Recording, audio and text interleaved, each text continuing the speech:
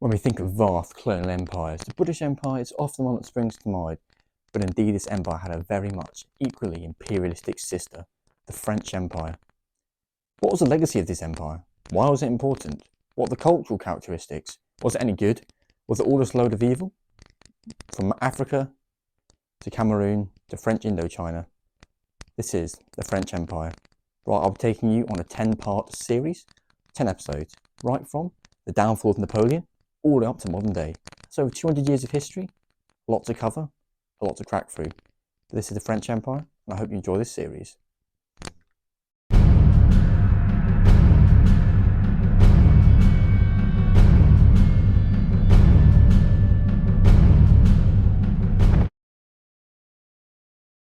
Well, here we are then, episode 1 of the French Empire series. I'm very much excited to make this, and of course the sources will be linked down in the description box below. And yeah, please enjoy the video. It is the 18th of June 1815. Napoleon's reign and the French Revolution's myths are almost over. However, Napoleon himself thought, although he may be losing, the French can do something that his main enemy, the British and Prussians, can't. They can fight at sea, they can't fight on land. However, indeed, on the 18th of June 1815 did this occur, at the Battle of Waterloo. The French, of course, led by Napoleon Bonaparte, had a strength of 72,000 soldiers, of which 14,340 were cavalry, and he was the first to charge at the enemy. However, in the morning, it was Wellington on the British side who was waiting for him to attack, and he didn't have to wait for quite a while. He had a strength of 31,000, with not much cavalry actually, so it looked first French in their favour. However, the British were quick to move, and they defended into their square lines. Basically, as soon as the French cavalry hit it, it was a ring of death. Of course, no planes or machine guns at this time. They were incredibly quick with their muskets. The French horses could not charge at them. They'd row 3 men behind, all in squares, a good 80-90 feet in length, and the losses quickly mounted. However, so for the British. The British did actually still lose 21,700 casualties, what our current sources depict. However, by the time it became early afternoon, the Prussian forces, led by, and I'm sorry for the pronunciation, Gerhard Blucher, I don't think I've done too bad there, with a force of 50,000, finished Napoleon off, and the Prussian losses were 6,604. However, the French losses were a whole 33,000, and Napoleon did have to accept defeat, and he was now exiled to St. Helena. Wellington even had a sniper at one point on Napoleon. However, at the time it was, and even now it's considered pretty unruling, just to shoot officers, so they did not fire at Napoleon. Napoleon's reign was now over, and the little man, who isn't actually that little, his average height for the time, 5'5", actually taller than Hitler, like I said, was exiled to St. Helena. Not executed, like again I said, King Napoleon was never actually an idea.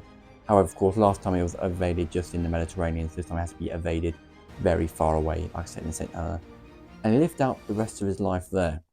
So it appeared that this was it then, sort of this quick, sort of short, couple of decade experiment of French imperialistic ambition was sort of over.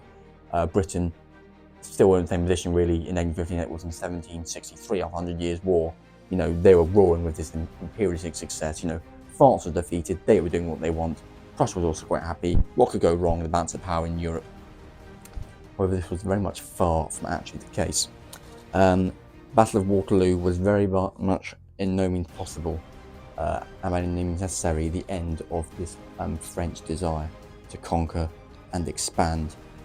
Many things, this Battle of Waterloo and defeat by the British very much spurred them on, French particularly, to fight at it again. And although territorial expansion in Europe was now pretty much solidified, they did gain their country's borders right back to where it was in 1794, and when Louis XVI still had his head, and a lot of, around a couple of thousand other people still have their heads as well. Although that in Europe were over, the borders in the world were still very much about to change, and very much so in favour of the French. So, conclusion, short-term Battle of Waterloo was, like I said, a decisive Napoleonic defeat and Napoleon was exiled, and that all was very much secure. We know that from the history books. However, in the long term, France was still strong. They were down, but definitely not out. Like, well, Napoleon was down, but France wasn't out, if that sort of makes sense. I think that's a pretty good analogy. Napoleon has been defeated, but the French still had a strong economy. They didn't even lose that much of it during this whole age of expansionism, invading Russia, etc. I recommend you watch other YouTube channels, particularly Simple History TV and History Magazine, if you want to check out the backstory to this video. This is just focused on, of course, like I said, 1815 to the present day. Anyway, but like I said, long term, Napoleon was defeated, but France was not out. And they definitely had the fighting force to try and gain back that glory. And oh boy, would they deliver on that promise. This is episode 1, guys. Napoleon, the Battle of Waterloo and the downfall of Napoleon. Stay tuned for episode 2. I'll see you in the next one. Goodbye.